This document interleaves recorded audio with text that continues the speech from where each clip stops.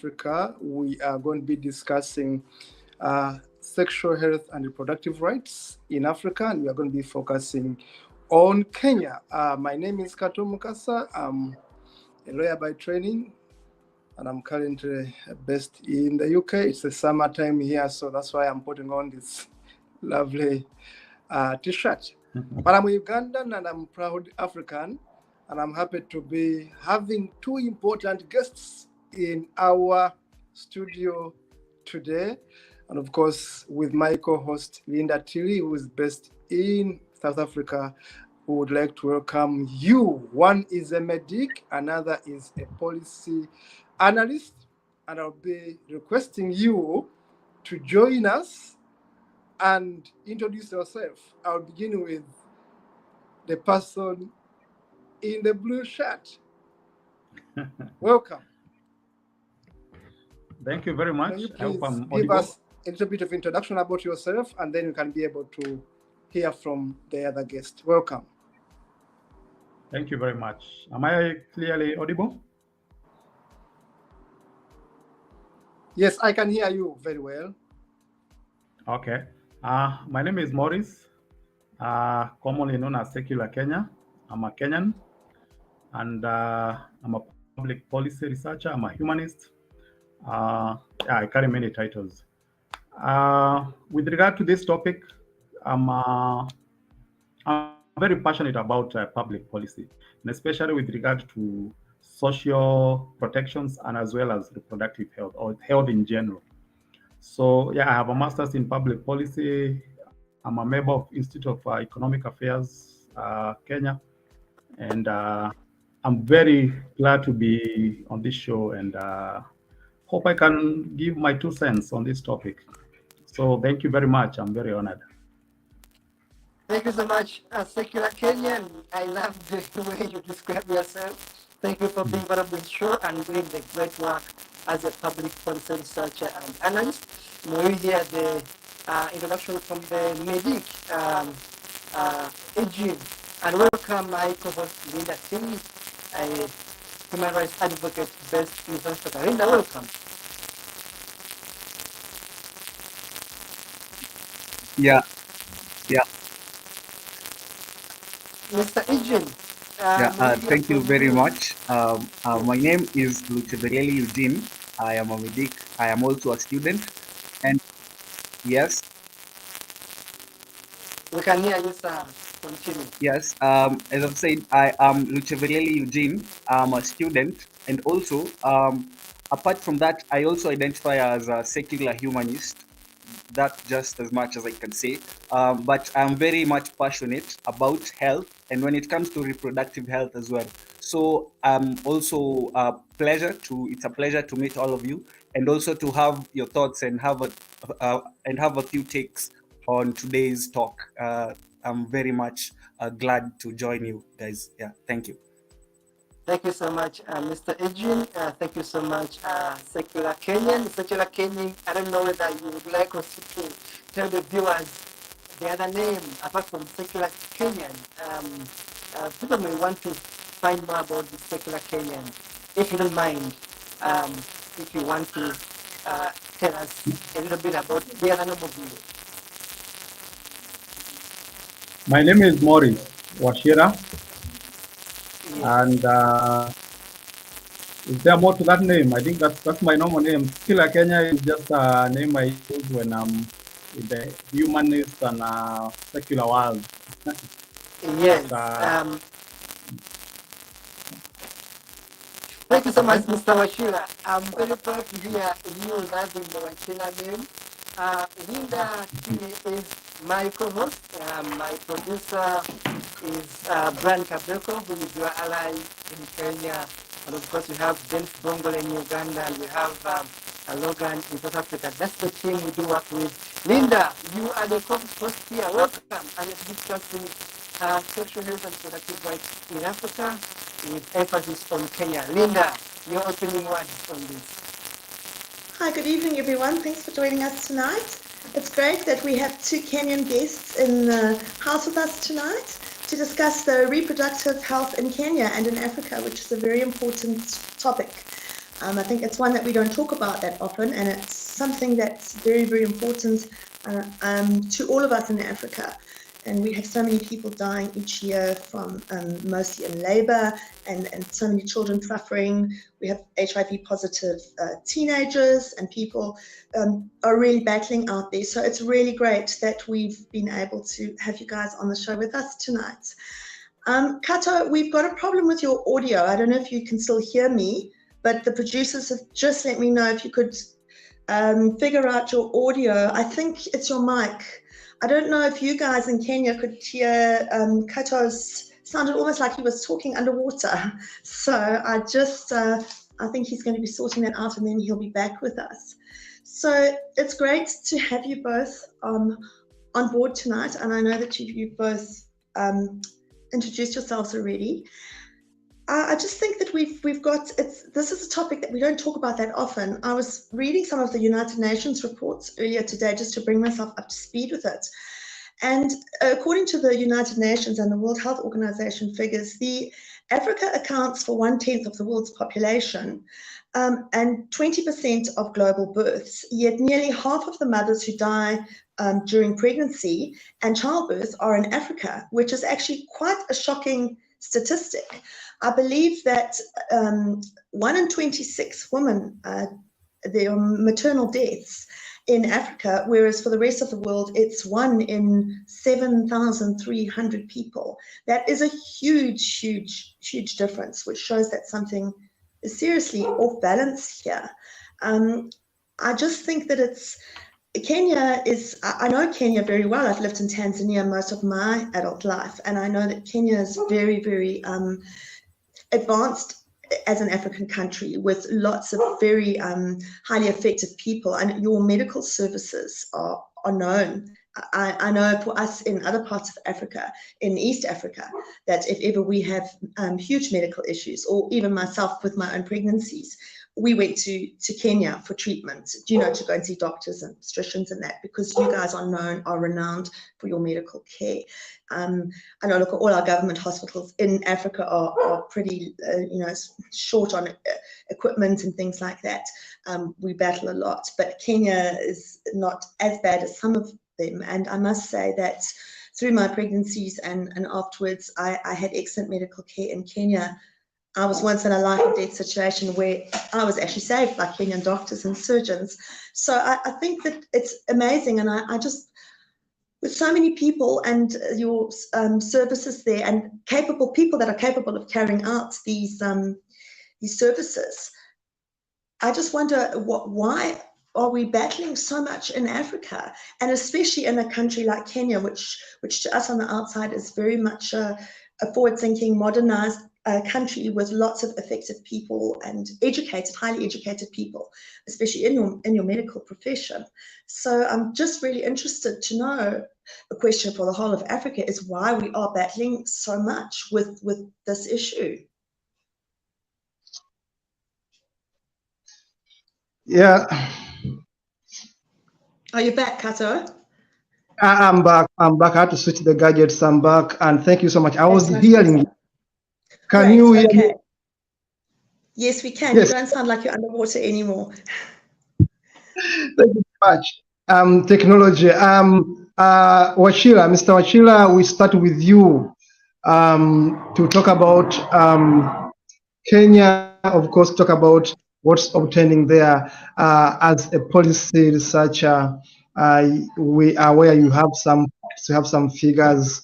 May you please tell the viewers the statistics in terms of infections, in terms of abortion crises, in terms of access to reproductive health care in Kenya. How is it in Kenya when you talk about sexual health and reproductive rights?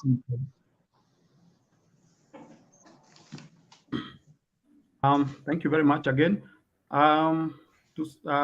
To start off with Africa, I think maybe to start with her question, the biggest problem the African countries are facing is, okay, in terms of healthcare, is number one is finance, of course, and number two is lack of political goodwill. in case of Kenya, lack of political goodwill encompasses a lot of things, including corruption, including the political systems. So in Africa at large, that is the main problem. But in Kenya particularly, I think the bigger problem we have is lack of political goodwill or lack of political accountability. Because I think one of our NHIF, which is the National Health Security Insurance Scheme, it has more than enough resources to be able to cope with some of these small challenges. But because of corruption, because of mismanagement, because of and corruption is both private and public, because there is a lot of private sector interest in terms of healthcare. So these ones are also tend to push for the problem. Now, to come to Kat's question, the figures are not looking very good. I think Kenya, in terms of healthcare, despite being advanced, we are ranked over, I think, about 111 in the world. So we are not looking very good in terms of be able to provide our healthcare. And hearing people say we are one of the best in Africa, then it makes me worried that what is happening in other countries. Because from where I started, I think I thought we are we're not doing very well in statistics. And this you can see, you can look at it from the things like our STI infections. We're currently ranked 44th, especially when it comes to STD like HIV. We have things like HIV. Though we have done a very good battle with HIV, we brought it down to 3.46 in last year. But still, this is mostly due to international finance, international support. Without international, the local capacity is still very at its bare minimum. So I wanted to specifically, I think, in terms of STI and abortions, the main battle we have is HIV. Of course, HPV is still the most dominant. HPV is still the most dominant STI, but HIV is still the most deadly in terms of death, in terms of the way it affects the household. And in 2019, we had around 40,000 new infections, and you can see that's not a good, and almost 20,000 plus deaths in this country, and these are most of them are preventable because as you know, HIV is you die from not from the HIV itself, for the virus, but from the other opportunistic infections. I can pause there, and then maybe we can look at the abortion statistics maybe in a minute.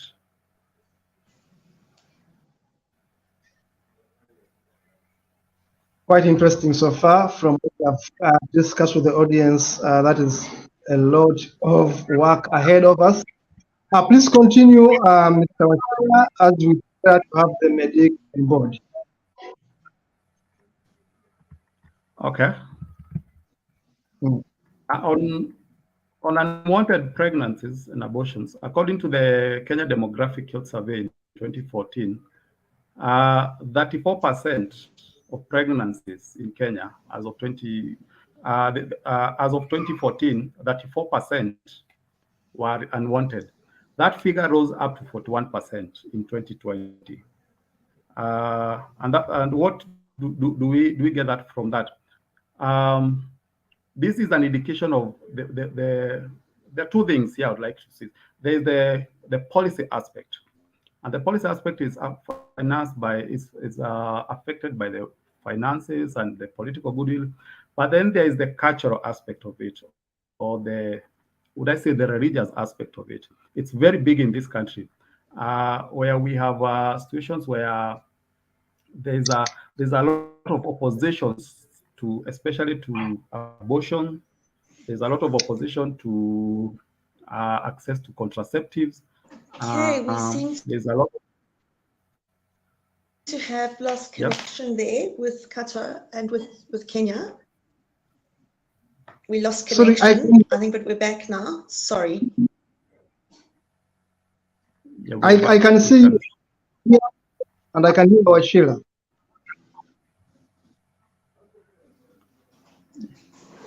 Okay, great. I think it must just be my side. Okay. Mr. Oshia, please. Yeah. So I was saying there's the financial, the policy aspect to those data. Why the rate of unwanted pregnancies have increased to 49%. But the biggest aspect of it, the other side of it, is the religious or the what I call the superstitions, or where the religious community has really pushed back on rights like access to contraception, access to abortion services, access to contraceptive like condoms and all these things. So as much as we have the financial problem and the public political problem, we have a cultural problem, which in this area is very pronounced. It's very visible. I wanted to talk about the Kenya, the National Reproductive Health Policy Kenya. We have a we have a policy in Kenya that is supposed to run from last year. It's supposed to run from 2022 up to 2032. And it has some interesting aspects. I don't know how much time I have for this so that I can plan it for the first minute.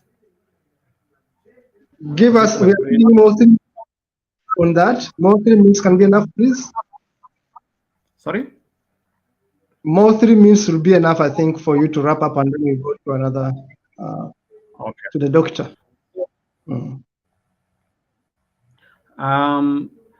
During the National Council for the Population and Development National Dialogue, so the Ministry of Health revealed that between January and 2021 and February 2022, they had about 45,700 cases of pregnant adolescents aged between 10 and 19 years. They also revealed that there are about 2,196 cases of sexual GBV cases, and about 12 to 9. These were people aged between 12 and 19. And it's also revealed that about 98 girls aged between 10 and 19 acquire HIV every week. Now, with those statistics, you'd expect that there will be a change in attitude or perception or a goodwill to tackle this problem. But let me give you just in a very nutshell what the policy talks about. The new, it's called the new National Reproductive Health Policy 2022-2032. It was launched last year at the States, and it has received a lot of criticism. One of the things you'll notice the policy, I must say the policy is not the law, but it complements all other government policies. It's the key source of reference. For the reproductive health is the main source of reference. So there was a lot of engagement with the civil societies to come up with the policy, and then they came up with what they recognize the triple threat, which was adolescence, pregnancy, GBV, gender-based violence, and the raising rates of HIV, especially among young women and adolescents. But weirdly, instead of upholding sexual reproductive health and rights of adolescents, girls, and young women, and facilitating the access to reproductive health services and commodities, that policy determined that people attain full cognitive competence on matters of sexuality and reproduction at the age of 21. And it prioritizes one, abstinence and delayed sexual debut for persons yet to attain full cognitive competence. Number two, weirdly, it introduces a new requirement for enforced parental consent for reproductive health services. Number three, the policy also fails to adequately address critical issues such as teenage pregnancy, high maternal mortality rate from unsafe abortions. There's also a contradiction where the policy talks about mainstreaming special reproductive health data to people with disability, the elderly, and minorities. But loudly, it does not promote, it keeps quiet on mainstreaming of reproductive health for young girls and women, people living with HIV, LGBT, commercial sex workers, people who use drugs. It is very silent on all those. Finally, The policy provides for adequate age-appropriate reproductive health information and awareness for all persons, including adolescents and young people, which leaves the concept of comprehensive sexual education open to the definition. It's not very clear on what is this reproductive health, what is not reproductive health. So it leaves a huge room for the health workers to reinterpret and to interpret what they mean by these health workers. And considering services like abortions are illegal in Kenya, at least in paper, and considering that Kenya is a very conservative country, it's not a very good direction. It's not a very good policy direction for the people, especially for those who actually need those services. I'll pause there and then I'll come and we can discuss the issue of unwanted pregnancies. Thank you so much, Mr. Wachira. You can imagine, Linda, what's happening in Kenya. It's quite frustrating. The statistics you have given us are quite disheartening. I'd say I attended abortion conference in Africa, which happened in Ethiopia in 2017. And the figures we got from Kenya, from Uganda, from the rest of Africa were worrying about abortion crises, about children, I call them children, teenagers who die through backstreet abortion. And I want to go back to the medical doctor.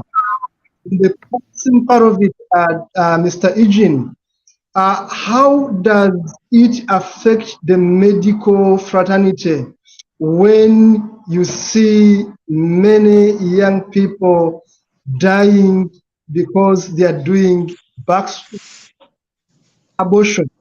And how does the law affect you as medical doctors when you carry out these abortions? May you please give us a picture from a medical point of view, your concerns, and if anything you have done as medics to solve or to handle the challenges that come with abortion. Dr. Eugene.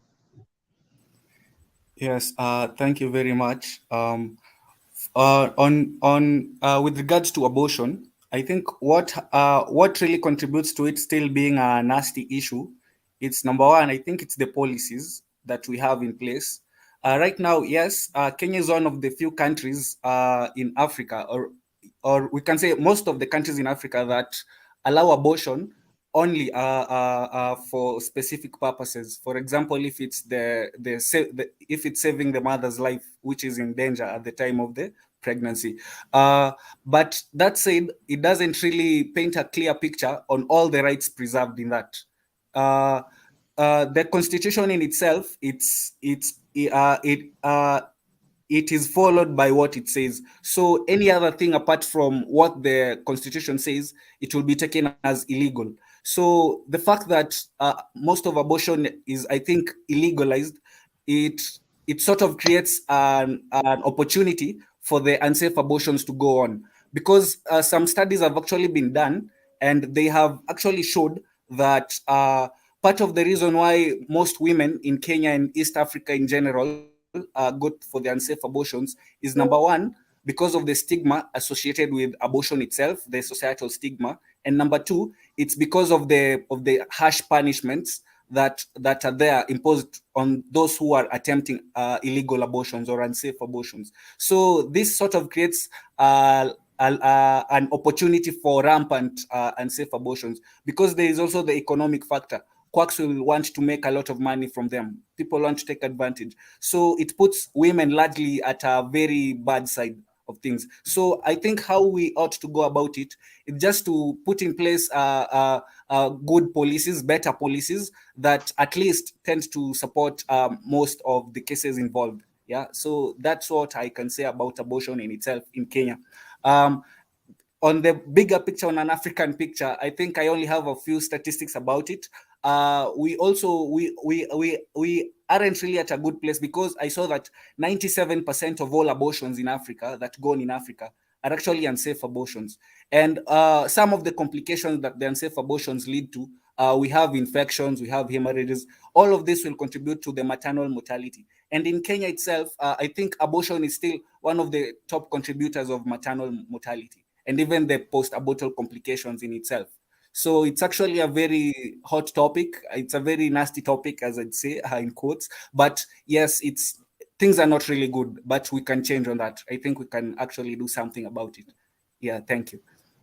Doctor, before I go to Linda Tilly, my co-host, what would happen? What is the punishment for a doctor who engages in illegal abortion? Because the law in Uganda is quite different. Of course, as you said, just like in Uganda, the only exception to do abortion in Uganda and in Kenya now is when the mother's life is in danger. But we do know that there are quack doctors, there are traditionalists, there are backstreet doctors, so-called health experts who do these abortions. What would happen if a medical doctor was caught in the process of doing an abortion, which is illegal? Yes, that's a very good question. Number one, if any healthcare practitioner is considered or is suspected to have engaged in an unsafe abortion or an illegal abortion, number one, their license will be stripped away, and then legal processes will also follow. It will be treated as actual murder. So you may think of a situation where lawsuits are being activated. So they may face very tough consequences of doing so. So yeah, that's still part of them. So in actual sense, apart from losing their license, they may also risk a jail term. Yeah. Quite disheartening. Linda, your analysis on the from the Yes, well, if you look, sorry, my network's not great tonight. If you look at it just from hearing the statistics and from hearing from people who are, from the two of you who actually are, involved with this in Kenya, and I know I speak for Africa, is that you can see how much corruption plays a part in every single aspect of African life, from everything from education to medical care. It's all about, our national budgets in each country as well. Very little is often given to the healthcare industry. And I'm speaking from my experience of having known the Kenyan, having made use of the Kenyan medical facilities for about 13, 14 years. It's certainly not due to a lack of skill on behalf of staff, or not having qualified staff, or having resources available. It's just, that's why I asked the question, and I can completely understand how you say with the corruption and everything, because there is a high standard of skilled doctor care, surgeons, doctors, gynecologists, pediatricians. Really, I can say that. So it's not as if the people aren't skilled, or if there aren't hospitals and facilities. Kenya really does have it all, and it's very sad to see a country like Kenya that is sort of stagnant on this whole health issue, because it should be leading the way. And as you said, if you can imagine how bad it is in other countries where the healthcare is almost non-existent. It's very sad to see. And with the most, a woman, I think, probably see doctors and have more medical care throughout their lives than men, possibly, because reproductive health, and also with pregnancies, and with the whole thing with having children, and normally we have a woman will go to be treated for STDs or for infertility, or it's constantly, you are always, and as a mother, you are taking your children to the doctor, or you take your children when they're little for vaccinations and being weighed and that kind of thing. So the fact that women, I don't know if it's correct to say that women probably make more use of health services than men do, but the fact that it is failing women so greatly is very sad, because so many of these things are preventable. Like you talk about the STDs, HIV. I know cervical cancer is another big one that's been brought to light in recent years. I know in South Africa, they've tried to implement a government program of having the girls actually vaccinated at school from very young ages to try and prevent this. And we find I think with lots of things, we have these big drives where everyone is, awareness is raised for things like HIV, cervical cancer across Africa, AIDS Day and all that. And then it kind of fizzles after a while. And people tend to forget that health is a constant thing that we should always be working on and be made aware of. And I can completely see how the religion is also stunting this. If you've got a religious government, then you've got even more of a problem on your hands, which we all have got, because there is the whole stigma, like you said, Kato, about abortion and about contraception, even in many of the different aspects, different churches. Some believe, like I know the Catholic Church, in the past at least. I mean, I haven't been to church for years, so I wouldn't know, but are very strict on not having contraception, that you shouldn't try and limit your number. And I also see from the figures that I was looking at today that, as usual, it's affecting the people in the most poverty-stricken areas that have the least, in your rural outlying areas where people are not doing well. It's the young children, it's the child brides, I know there's a huge issue with fistulas, with young girls that are giving birth and their bodies aren't capable of that. Intervention, where perhaps cesarean sections should be performed and they aren't. And just the general superstition or stigma which surrounds anything that's considered ungodly or not what the Bible. And it's just so sad to see, because we're going backwards and not forwards in aspects like this. We should be streaming ahead, but we're not. And it's also a known fact that teenagers around the world have got so much more support than teenagers in Africa for exactly the same things, which again, we have to ask ourselves, why? And there's an imbalance there. And this is very unfair as well. So it's a very interesting topic, and it's one that we're all kind of aware of, but we never really look, well, no, I don't, never look into it in great depth, or actually talk about it, or do campaigns about it, or raise awareness for it. And it's just something that affects each and every single one of us, male, female, whatever age. It is affecting us all. Thank you, Linda. Going back to Mr. Wachila, the policy researcher and analyst, looking at the STI, sexual transmitted diseases in Kenya, I'm sure I have the statistics. Looking at the HIV prevalence, looking at teenager pregnancy crisis, I've been seeing the figures shared on the screen that infections are going high, abortions are also rising.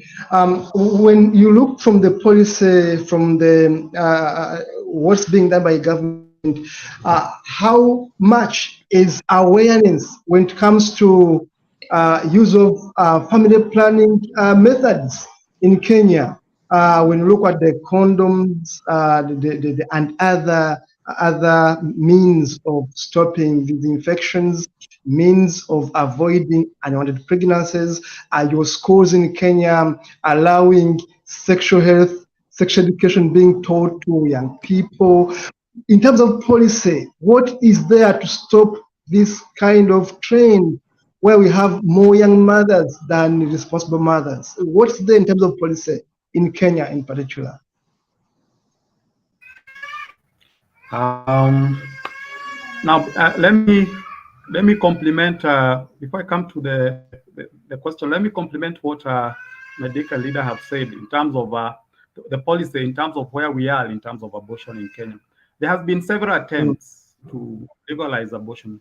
The secular community in Kenya is a minority, but it's also very vibrant, and it permeates all sectors of from the judiciary, from the government. So there has been several attempts to legalize abortion in Kenya. Because first of all, the constitution is not very clear. The constitution and the law are in contradiction, because we have a very new constitution also, which was promulgated in 2010. So abortion in Kenya remains restricted though, but there is evidence of high and safer abortions, and lack of clear guidelines on the provision of safe legal abortions. And post-abortion care complicates access to post-abortion care in health facilities. So, as the medic said, unsafe abortion is still a leading cause of maternal death, especially not in Kenya, but also in sub-Saharan Africa. So there was a bill that was taken to Senate. It was introduced from Senate by a lady called Susan Kihika, who is now currently the governor of Nakuru. And it was called the Reproductive Health Bill. And it was very comprehensive in all these issues we are discussing, whether it's the contraceptives, whether it's abortions, whether it's post-abortion care. It was very comprehensive. It's called the Reproductive Health Care Bill 2019. But the religious associations are the one who lobbied the parliament, actually the Senate, not the parliament, to kill it. And the argument, of course, is the conservative argument. These people are trying, they were saying, these people are trying to quote unquote legalize abortion from back door. So the state rejected it. Yes? Are we together? Yeah, we are together. I can hear you. Can hear you. Okay. And then the ministry, of course, rejected that one because of the pressure from the religious community.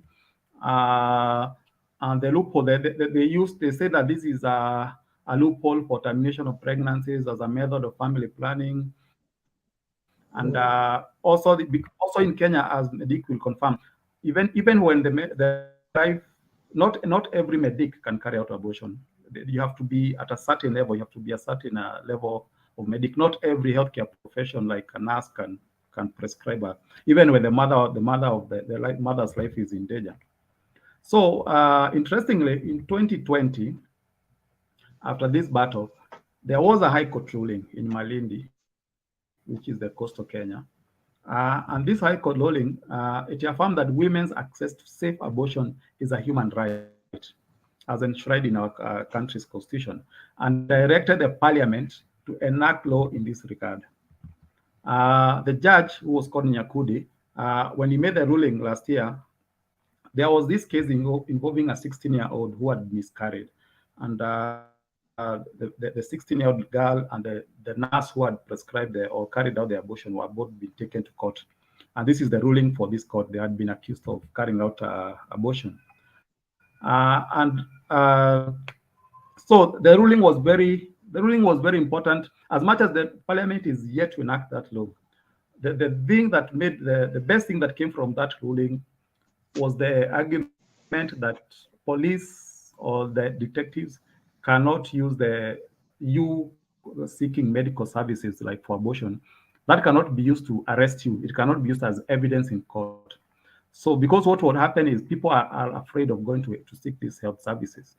So and what will happen is, because the medic is afraid of being in conflict with the law, so they would, if they to safeguard themselves, they are going to report this matter to the police, and that's where the problem comes in. So the one of the ruling, or the president that ruling has said, and there is no appeal to, as far as I know, is that you cannot use someone's access to attempt to access healthcare as a basis to prosecute them. But the parliament is yet to enact that law. And of course, there's a contradiction also with the Kenyan Constitution and the Penal Code, because according to Article 26 of Kenyan Constitution, the 2010 one, abortion is prohibited unless, in the opinion of a trained healthcare profession, there's a need for emergency treatment, or the life of health of the mother is in danger, or is permitted by other written law. So the other written law is now where it places the whole burden of this thing in the hands of the parliament. But the Sexual Offences Act allow women and girls who are foreign pregnant as a result of rape to have abortions. But there is an outdated Penal Code of 1963. And this one is the one that it says that it outlaws all form of abortion, including the one that is allowed by the Constitution. So there's that conflict. So the Constitution affirms the right also to life, which is what every conservative in Kenya has been using to argue that against abortion, against all these contraceptives. It affirms the right to life, but they have been misinterpreting that to say, of course, the way the conservative Republican argue, life starts at conception. So that's the argument they have been advancing. But now, access to contraception and pill. So condoms in Kenya are quite accessible, and they are free. About 80%, 84% of the condoms used in Kenya are free. They are provided by government, and of course funded by some international choir. I don't have statistics to female condoms. These are male condoms. I have no statistics to female, so they are hard to find. Maybe they are rare to use. But the ones provided by government, they are quite prevalent, and they are quite available in every entertainment joints. And also the bill, one of the other reason that was the bill that went to Senate died. It has not died actually. What the members did, they actually refused to vote for it because there is a contradiction. This, if the parliament was to vote in silence, the bill would pass. But because of the pressure from the conservative constituencies, no MP would risk being seen voting for such a bill. So one of the other things that that bill was providing for was provision of contraceptives to teenagers, especially in high schools. And that is also one of the reasons that they used to deny it, to bail it. The other thing I would like to say with regard to this, the final thing is there's the attitude. Of course, we have discussed this, the attitude of people when it comes to these family planning options. There's a lot of myth. First of all, especially among the unmarried, is this association with promiscuity. The parents would not, the idea that your teenage is using contraceptive would be, it's more of religious argument than an objective argument as to the problem you are trying to prevent. It's more to others. So there's that association, and also that one now leads to people exaggerating the side effects, exaggerating the whatever. You could even have a small problem, a normal disease, and they would try and link it to that. It's like a maid. Maybe you had this contraceptive. So there is that, and that one has really pushed people. Even the people who are married and should legally be using this thing, contraceptive, from sitting back and using them. Yeah, but the new there's a new survey that showed that use of family planning in Kenya has actually increased. We are currently studying at 61. That was actually as 2020, and this is has increased from 56% in 2019, in 2018. Sorry. So it's a positive trend, but there's a lot of pushback from the conservative side. Actually, as leader has said, it's actually it's less of a financial and economic issue and more of a secular and religious and myth issue. Yeah, especially in Kenya. Thank you. I don't think we can hear you. Kata, your sound is, I think your mic is off. I'd put it off, to avoid the interruptions. Hope you can hear me now. Mr. Oshira, thank you so much. It was very, very important you gave in that submission, of course, about the case.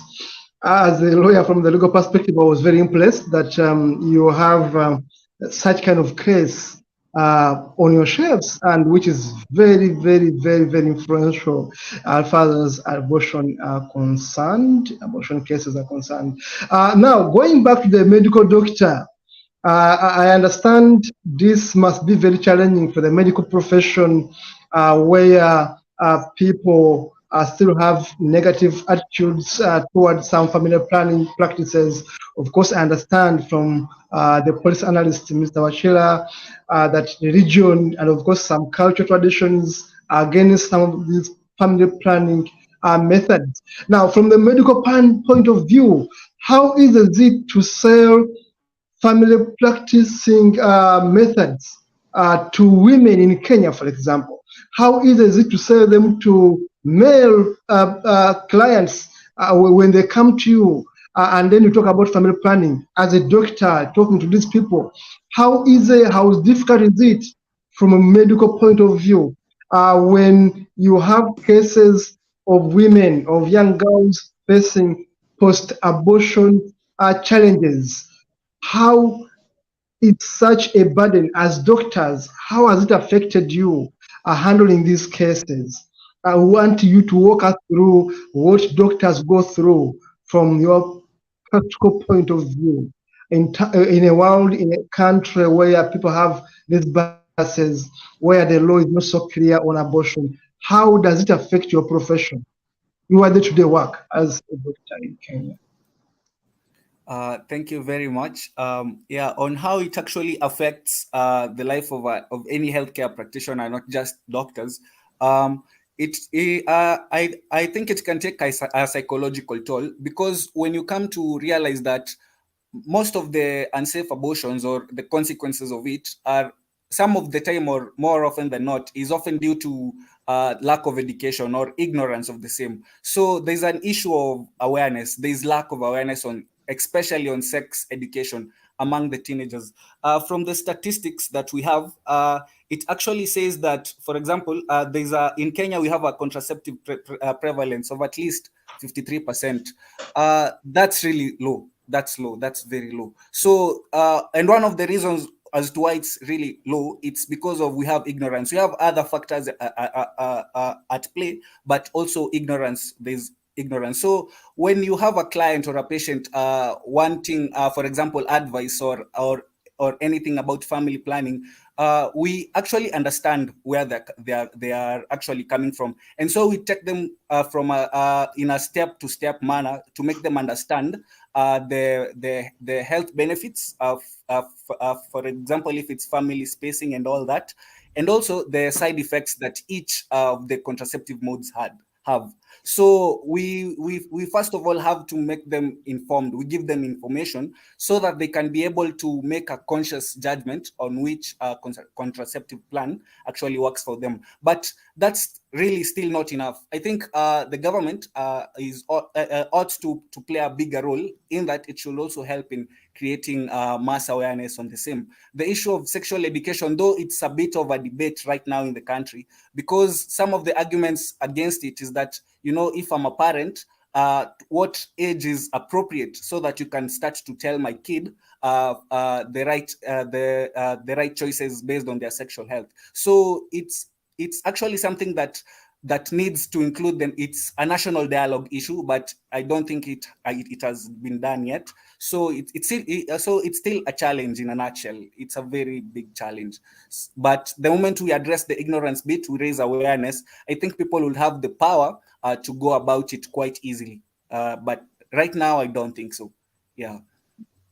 Doctor, thank you so much. I should tell you, Linda knows that personally, I was born in a hospital setting because my mother, for over 40 years, was a nurse. So I ended up calling everyone in the medical world doctors and all, but my mother was just a medical nurse. And I should say this, I have much respect for medics because they make our lives tick, they make us lots of respect and admiration for the work you guys do. The guys like Wachira doing medical research and all this, massive respect. Now, going back to you, Doctor, as we prepare to go back to Wachira, when you look at Uganda, where I come from, there is a crisis where men don't participate so much when it comes to health awareness. In fact, I was following a TV program in the UK, and it was the same crisis where men tend to not so much participate in maternal health issues. They don't normally accompany their wives to hospitals. They don't normally want to do checkups. And when it comes to family planning, they leave it to women.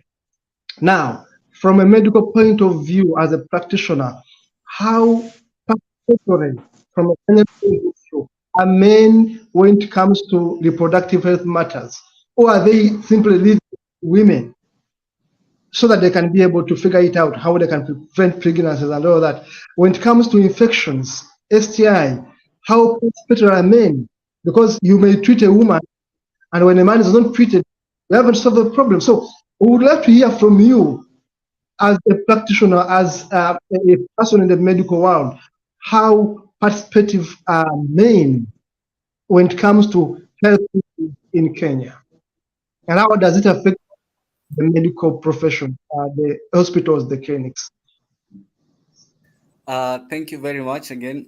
Yes, that's actually a common observance. It also happens in Kenya here as well. The matters on reproductive health, even the health-seeking behavior of all, women tend to have better health-seeking behaviors than men. You know, statistically speaking, even the studies have really shown that men are really reluctant. They only go for it when mostly pain is involved or it's really critical. But if it's on the baseline, it's not really their problem. I think that's a cultural mindset that men, mostly African, I can say Kenyan, East African men have in common. So the same thing can also be suggested towards the issue of, for example, fertility issues. You know, when there's an average African couple, an average Kenyan couple, and then they aren't conceiving, you know, before the man says it's him, it's most of the time it's usually the lady. That's how it goes.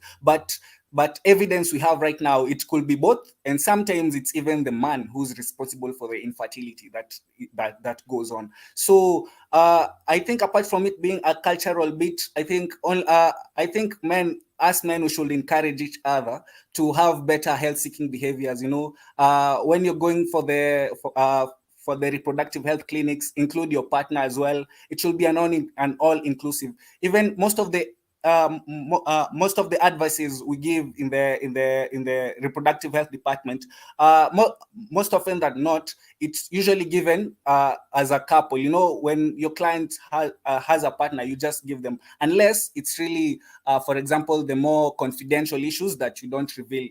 But when it's all matters concerning reproductive health, fertility, and stuff, you should include the couple as a whole, so that you can really better their health-seeking behavior, so that one party doesn't really stay back when the other one goes. The same thing can also be seen to be taking place, for example, if it's an STI issue.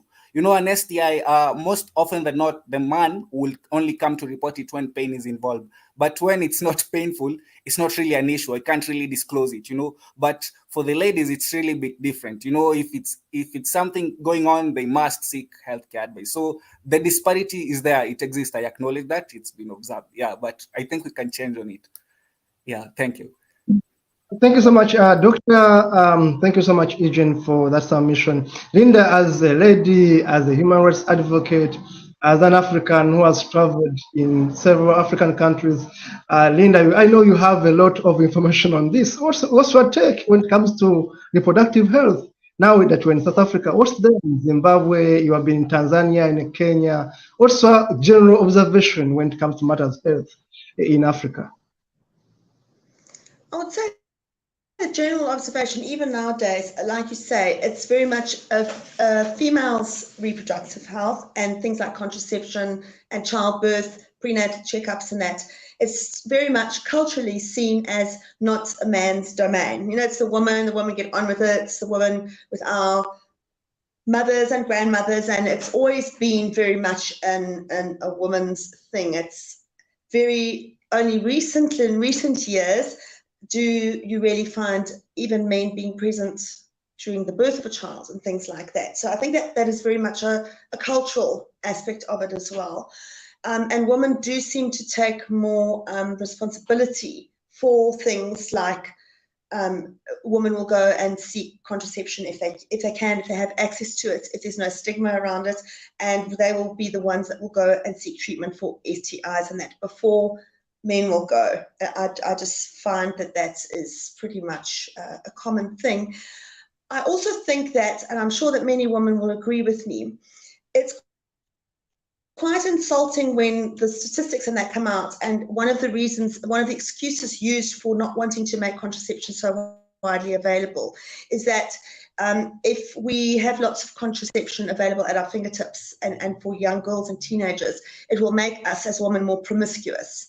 I think being promiscuous or not is very much down to the person, the circumstances, and who you are.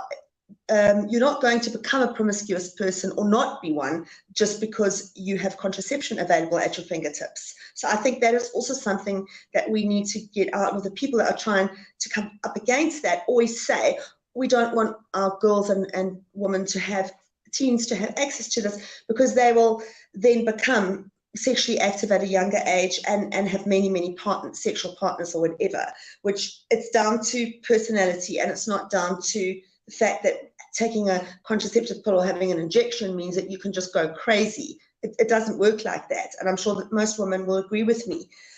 The other thing as well, which I as a woman find insulting, that we must also try and get rid of, is the fact that they don't want to make abortions readily available, because then that means that people will be using it as a form of birth control, which is ridiculous, because any woman going through an abortion, no woman wants to put herself through something like that willingly. And you know, we're not stupid, and we are aware that we need to take care of our bodies, especially of childbearing age, where you have other children or you want to have other children in the future. I think it's very short-sighted of some of these people that are putting bans in place and that are not open to introducing new laws, to say to us as women that we don't want to make abortion readily available to you, because then you're just going to use that as a form of contraception. No woman is going to want to put herself through an abortion every time she falls pregnant after having sex. It's just, so I think these kind of things as well are being misinterpreted. In, you know, I feel sorry for Kenya, because I've noticed with your new government, there seems to be an increase in everything religion. Religion is creeping into aspects of Kenyan life that it never was before. It was always there, but now it's like in your face. And it's very, very sad to see a country as advanced as Kenya, with such potential in its people, to be pressed down again with this terrible religious aspect, the superstition of religion, because it's really oppressing people, and it's actually costing lives. Because if you have someone or a government that refuses to put things into place that are going to help women save their lives, like readily available contraception, easy access, you know, putting a lot of money in your national budgets into healthcare and that, and allowing people to have abortions if they want them and for it not to be illegal. At the end of the day, it's religion that's guiding them against making the correct decision for women in their country. So you could actually say that in this instance, when it comes to reproductive health and abortions and that, is that religious beliefs are actually killing women in Africa, because of this belief that people have. That's, you know, no one really should have, like you say, it is a human right. We as women should be allowed to choose what we do with our bodies, and, you know, whether to space our children or to hold off having children for a while to protect ourselves from disease and that. And it's just very sad to see that it's almost like we're going backwards in time instead of forwards.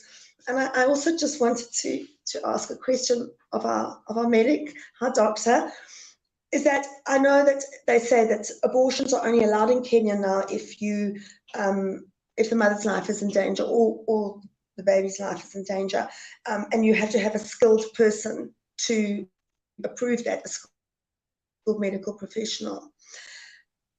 But now the thing comes in here, because you know how things work in Africa, they will determine who a skilled person is. So if it's a life and death situation and you have to make a decision on the spot to perform an abortion, what happens if the person that's there to advise you is not as skilled? The government will say, oh no, but by skilled, we don't mean a gynecologist, we mean a surgeon or something. That was the one loophole that I thought that might be used.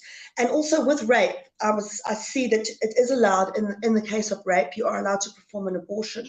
But then who defines rape? A girl, many people don't report rape. Many people, there's a lot of awful things going on, as we know, where perhaps a girl is raped by her own father, or she's raped by her husband, because marital rape does occur. Who then gets to determine what is rape and what isn't? In order for you to perform an abortion on someone who has been raped, does that mean that that person has to have taken that case up and a person has been convicted in a court of law for rape? Or can it be a person who has been raped by a father or a brother or something like that? How does that work? That's what my question was. Because if you can only perform abortions on people who someone has been convicted and tried and sentenced for rape, it's basically not allowing it, because so many people are not going to even be able to. It's a case of, they'll say it's a case of my word against his. I was raped by my father or my brother or by somebody that I'm not in a relationship with. It's a case of the woman's word against, and I think that most women would rather just not do anything about it. So that's the other concern that I have, is how do you determine who determines rape? And Linda, you are asking really. I'm going to throw it back to Bashira and the doctor, being secular people, being people who think outside the realms of religion and cultural practice. So I do throw this back to you as we conclude. Linda, I should tell you this.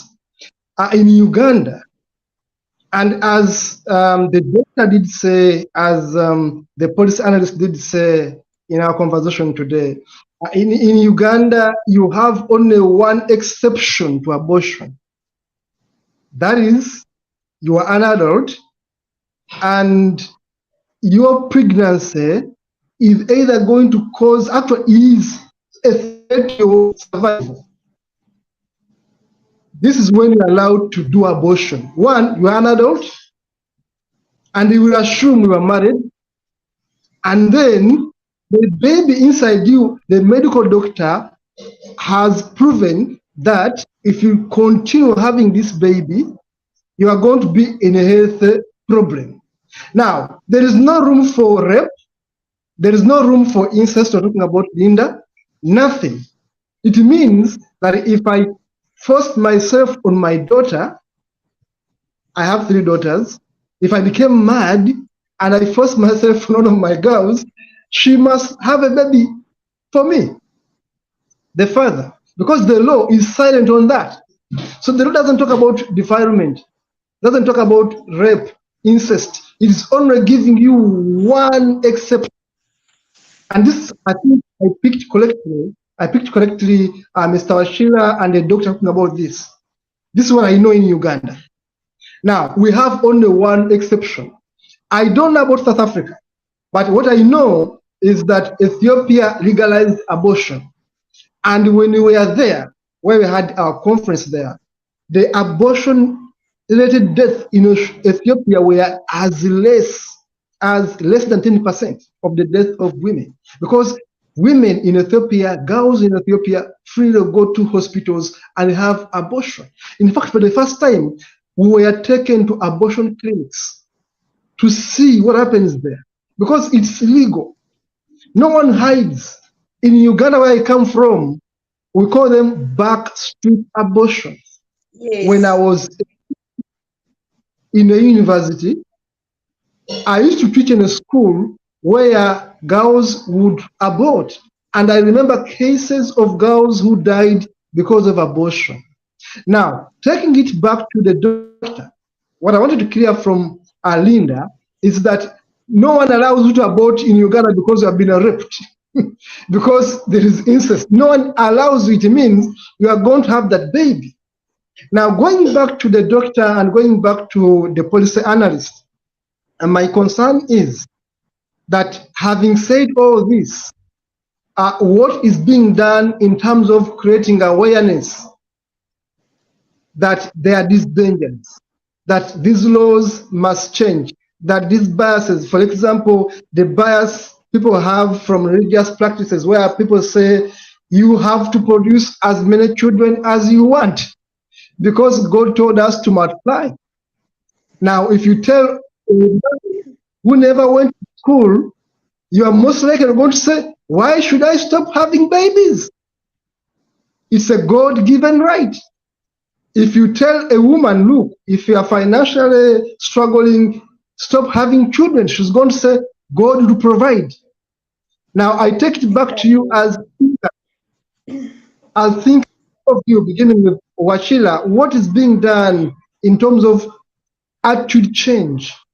Are there efforts that you know as policy analysts that are geared towards changing the mental faculty of our people to think better when it comes to reproductive health? Washila.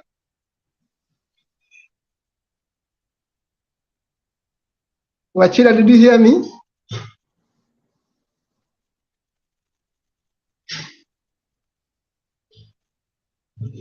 We can't hear you. Wachira, do you hear me? The microphone may be on your side. Lina, do you hear me? I can hear you, yes. I think maybe his mic is off or muted. The phone should be off. The mic is off. I think his microphone is off. Wachira, your microphone is off. As the organized You have Wachira. no sounds. Okay. There we If go. I can start by answering, I think it was Linda's question. It was Linda's question first, where she asked that, where really do we define this, or how do we define this skilled personnel who can carry out the safe abortions? Yes. Yeah? Because even a surgeon can perform an abortion. Yeah, but I think in Kenya here, the constitution clearly outlines the relevant people. If you meet the requirements, for example, if for example you are an ENT practitioner, you're not really skilled or qualified to perform an abortion. It will still be considered as unskilled abortion. Yeah. Apart from that, and also she also had asked the second question on the issue of rape, on the question of rape. Where does the law really draw the distinction? For example, if we have, for example, rape by a relative, or even the rape that goes on inside the marriage. Yeah. Even in Kenya, we have the same problem. The law doesn't clearly stipulate, for example, if it's one kind of rape, that this one has some sort of weight than the other one. It doesn't give a clear definition or a clear distinction. However, rape has been a hot topic on whether, for example, abortions can actually qualify to be done. Personally, I haven't come across where such cases go on, that legal abortions going on in the name of rape. Maybe if they go on, they are sort of clandestine abortions. But right now, we also have some NGOs that help in raising awareness. They also help to, let's say, we can say to give the safe kind of abortions, the medical ones, yeah, the ones that still go hand in hand with the law. We have the Mary Stopes that actually helps a lot of individuals who are affected by this issue. So if we had many NGOs coming into practice, because the law doesn't really give clear distinctions or stuff like that, we may have many players coming along into the field. We have the Mary Stopes one, other NGOs can also come in, and I think the normal citizen will benefit from this. So that I don't think it's really right if we have to let's say stick ourselves by the government policies. Yet we can actually be proactive and create our own, and not really necessarily rely on the government. Yeah. And also on Kato's question, for example, where does the country stand on the issue of abortion and all that, and the sacred, and we can talk about how it is sacred in Kenya, for example. It's actually a fact that majority of the country is actually religious. In as much as we don't really have a religious state, we don't have state religion in Kenya, but the fact that we have many citizens being religious, you may find that the issue of safe abortions or even women rights will be shunned upon by the community as a whole. In as much as it's not there by law that we should all be religious, it doesn't say that Kenya is a secular state. However, we have a majority religious individuals. So this one will sort of create a stigma around the issue. Even when I think it was Morris that talked about the Kihika bill, which was a hot debate back in 2019. I think it was in 2019. Yeah. So part of the reason why it was shot down, it was actually because of the religious majority. Because we understand how it goes, the sacredity of life, how life is sacred. You can't really terminate a pregnancy like that, and yet it's human and all that stuff. But when we come to activate our let's say critical thinking powers, if I can say that in quotes, or the fact that most of us are humanists, I think we don't really have to tie ourselves to such dogmas. We should just apply reason. For example, if you're forcing someone to carry a product of rape, even maybe incestuous rape, it could take a psychological toll on the mother herself. So I think we should be encouraged more to be critical thinking more about it, so that we can have realistic solutions to realistic problems. I think that's my take on that. Yeah, but thank you. That is very important. We have 6 minutes to the end of the show. Mr. Wachila, do you hear me? Yes. Thank you so much. As we wind up, please, take home this kind of conversation. Having had everything, we would like you to give us those parting shots, very critical things we should take away from you tonight, and we should be able to have you in the next show on the same topic in the nearby future. Wachila, back to you. Thank you very much. I hope I'm audible now. Yes, we can hear you. Okay. So the bottom line here, we are seeing two main issues: the superstition and religious side, and the economic side. Economic side go with the political side, but I think the religion or the superstition or the tradition side is coming out as more pronounced, and especially the issues you're talking about where men don't even seek, especially in this region. You're right. Men rarely go to hospital, and if you see a man going to hospital, they are really sick. They are like it's really something very serious, and it also comes from the traditions where there's a lot of like toxic masculinity sort of, and then there is also the traditional side, the religious side, where a man is supposed to be a man, the macho, you're not supposed to just go hospital for small headaches, small diseases. You're supposed to be this big, and it's something that is costly in the long. And this attitude permeates among the whole sectors, even among some health professionals. I was surprised to realize that young men who are seeking vasectomy in most hospitals in Kenya are taught to undergo psychological test. And I was like, what's the purpose? What's the purpose of that? Like, so what happens if you fail the test? Ideally, are they saying that if you fail a psychological test, then you have to have children? So and it's a really ridiculous thing, because it's a ridiculous policies coming from these some of these institutions. I thought in an ideal situation, people who want to have kids are the one who should undergo a psychological test their ability to raise kids. But these are policies. These are some of the policies that are not. They are not driven by data. They're not well informed. They are not objective. And this is what happens when religion and superstitions permeate society and the government. Decisions are not based on data. They're not objective decisions. They are based on how I feel, how I would want to. There was also a time the late President Magufuli of Tanzania said all girls who get pregnant should not be allowed back to school. I think that was like 1 year before he died. He said they should never be allowed back to school. And he was very serious about that law. And he quoted his Catholic faith as the justification for that. So it tells you that the extent to which religion can really be destructive when it's used as the basis for which people make, and that's why we have to keep pushing for secularism, whereby people practice their religion in private, but in public policy, in public life, we have to be guided purely by data. We have to be guided by data and nothing else. Practice your religion, practice your superstitions. It's okay. You have to guarantee you the right to that. But public policies must always be based on data. The government and the NGOs have a big role to play in this one, as I look at it.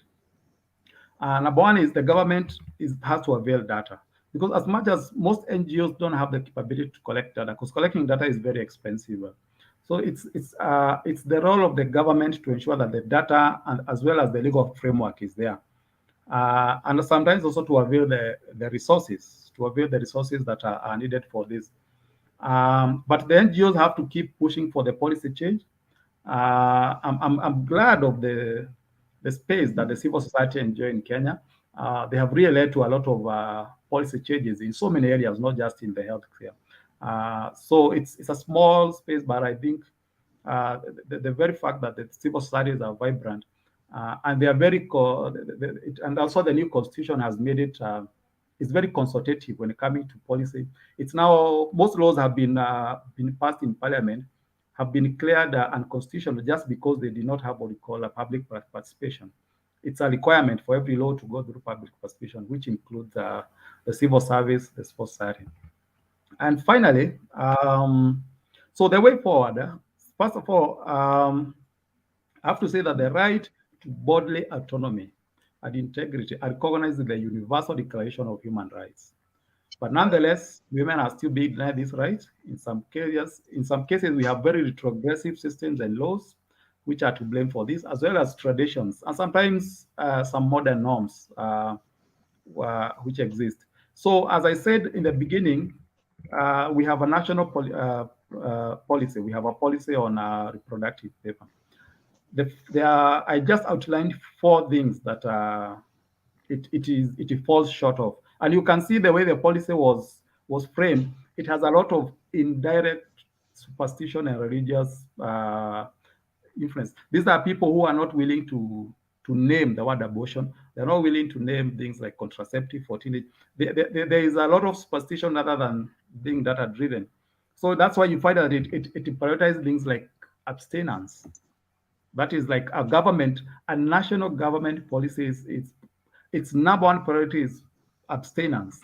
And this is from the Ministry of Health. Then it raises the age of consent to 21 and says that all those held the productive health services need parental consent.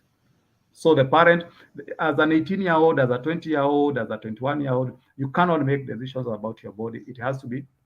And as we know, the elder generation is very conservative in this country. So those are some of the areas that it doesn't. The whole law does not recognize commercial sex workers who are very high risk. Does not recognize any LGBT thing, and people living with drugs, people who are drug takers, and those are very high risk segment of the society. You'd expect a data-driven policy that this will be priority target for them, but because of the tradition and the influence, that's what they saw best. So the enforcement of parental consent in the reproductive health policy puts adolescents under the age of 18 at a great loss. This means that the view of adolescents regarding their sexual and reproductive health are not valid in the eyes of the government. Denying adolescents crucial health services like contraceptions will not only lead to more teenage pregnancies, but it will expose them to gender-based violence, which in turn might result in increase in HIV and all those other consequences. So the other thing that the final thing that the religious or the tradition are pushed so much again is education, reproductive education and sex education in Kenya. It's another area that they have really, especially the Catholic Church. I have to point them out. They have really fought this one outrightly. The Catholic Church has been more pronounced on sex education and contraceptive. They have really fought, and they are very powerful in this country. So they have really pushed against that. Even if you look at whatever is being called sex education is a joke. Is a joke, especially being offered by government. So for me, the person's ability to choose what they do with their body is critical for their ability to live a fulfilling life with dignity and to be productive member of the society. When it should be obvious that the enjoyment of body autonomy and body integrity is critical to the realization of full range of human rights, should therefore be guaranteed for everybody. But the sad reality is that many women and girls' body autonomy and body integrity remain quite elusive. Because bodily integrity and autonomy influence so many aspects of health, as well as the decent, dignified life, progress in realizing them will lead not just to achieving sexual and reproductive health and the sustainable development goal of on gender equality, but many more goals as well. And to conclude, I say I believe the rights to bodily autonomy and integrity are core principles that can mobilize and unite diverse effort and address the social and structural determinants of health. So I will stop there. Thank you very much. It was very engaging, very educating, very informative, and one other thing I also forgot to say is about we have also a lot of we have a lot of work. We have a lot of health infrastructure, the general infrastructure. But the workers, in terms of the workers, we have an excess in terms of labor force because the government system doesn't work so well in terms of providing healthcare. So what is happening? There is a lot of labor flight, especially to UK. I think now every Kenyan nurse want to either to go to UK, to Australia, or to Canada, and in the long run, I think in the next 1 or 2 years, is going to be negatively felt because now there won't be anybody to do it here because first of all they are underpaid, they don't live in a good condition, so they will serve Kenyans as the last resort, not as their first place of as their first choice of providing healthcare. It's also a big challenge that we have to focus. But thank you very much. It was very enjoying. That was wonderful, Mr. Wachila. It was great having you. In fact, you have educated us on so many important things. As we wait for a conclusion from Linda, we'll be winding up the show. Let us have our medic to give us your parting shots, the medic. Thank you very much, Kato. My parting shot is that I will like also, before I start with mine, I will very much agree with Maurice's sentiments on this. I think the policies should be evidence-based.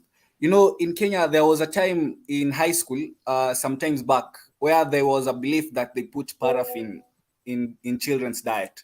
And the belief was that, you know, paraffin really lowers the libido, something of the sort. They lowers the libido in boarding schools. But funny enough, there was no studies that seemed to back that up. But the fact that it was rampant in most Kenyan high schools, it really shows that there was a problem, that some of the policies don't really have any logical backing or any evidence around it. So I think I would really much like to agree with these sentiments.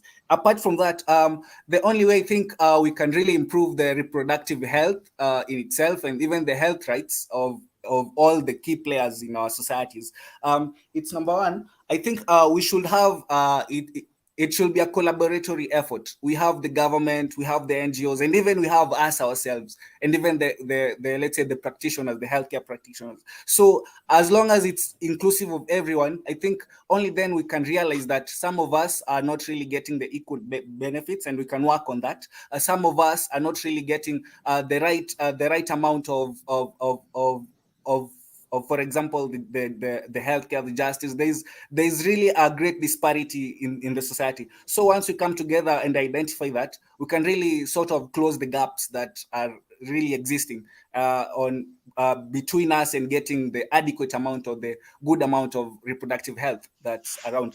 Also, apart from that, I think we should also, if, for example, the government should be willing to give some sort of improvement on the research being done around the area, because apart from the statistics we still have, there's still deficiency in some data. Some research needs to be done. There's a lot that's really not really known about the world, or how the dynamics between the health-seeking behavior and specifically on matters reproductive health. So if for example research is done, maybe the NGOs can be encouraged, maybe the government can chip in with the grants and funds and all that.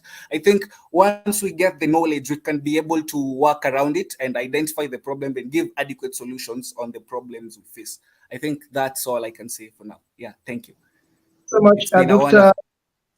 It has been great having the two of you on the show, Mr. Wachila, Mr. Adrian. I think you have educated us as well as our audience. I will look forward to having you more different topics. Being secular humans, I know you have a wealth of knowledge on a number of topics, and I will beg you to always consider our request to join us in a different kind of discussion in the future. Linda, my co-host, you are the one concluding this show. I'm very happy we had this show today. Linda, yes, you are to everyone and concluding the show. It's been wonderful having you both on here. It's been wonderful having you both. I think what's also really heartening is to know that there are so many people that are battling with the same things across Africa. Every single African country has a huge growing number of people that are leaving religion behind. There are so many secular Africans. It's heartwarming to see it. I've seen a huge growth in this in the last 3 years, and especially in countries that you would never imagine it, like our very Islamic states in West Africa and in Nigeria. There are thousands upon thousands of people leading double lives, or that we are in every country in Africa. Well, there's 12 to 14 that I work with, and with humanists in those countries. Each and every single one of those have huge numbers of people with secular outlooks that have left religion behind, that are all fighting in their own ways for secular education, secular healthcare, secular governments. And I just think that it's amazing that, I know often you feel maybe that you are on your own in your fights with things. We are all feeling it. We are all reaching the stage where we are realizing that we have to get religion out of our governments and our education systems, and we have to be able to embrace all religions and to come up with policies, especially in important things like education and healthcare, that are for the good of all people and not just certain groups of people, because it's bias. You're putting bias if you're basing policies on religion, or say on the Catholic Church. So I just want to thank you. Like Kato said, I always talk about, I have the greatest respect for teachers and for healthcare workers here. It's our healthcare workers that are saving lives, not any God. You know, it's science and people's skills that are actually saving lives and giving people a better quality of life here. No prayers are doing that. So I really want to thank you both. And I know that you're up against a lot, and it must be very frustrating for you having to, you know the changes that need to be made, but it's very slow coming. Is that take heart in knowing that there are people in other African countries that feel the same as you do, and that are all working in their own ways to create a secular country and a one day, hopefully, secular Africa. So it's really important for us to have these discussions, because this show alone goes out. I think we have viewers in about, 18 or 23 of our African countries. People watch. They don't always watch live. It's mostly after the show because of data restrictions and that. So that this message that's going out today, that Kenya has spoken to us about, there are so many other countries out there that will relate to what you've said. And this encourages open dialogue, and it also encourages us as Africans to realize that we're not individual countries. We are all one continent, and that, our neighbors and people across the continent aren't foreigners. They are our neighbors, and we are all dealing with the same issues, that collectively as African people, I do believe that if we work more together, we are able to resolve those problems, because we all face the same issues. So thank you very, very much for coming on the show today. It's been great meeting you both. Thanks, Kato. Thank you so much, Linda, for that parting shot. Thank you so much for coming, Wachila and Maurice Wachila and Eugene Medeki. Thank you so much for all of us today. Great. Thank you so much.